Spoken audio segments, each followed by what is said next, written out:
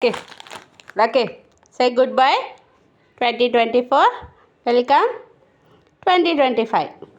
కదా లక్కమ్మ, నా లక్కమ్మ చూడండి, నా లక్కమ్మని చూడండి. లాస్ట్ ఇయర్ ఈ టైంకి నా దగ్గర లేదు. ఇది ఎక్కడున్నది భార్గవ్ సార్ దగ్గర ఉన్నది. ఇప్పుడు మమ్మీ దగ్గరికి వచ్చింది కదమ్మా.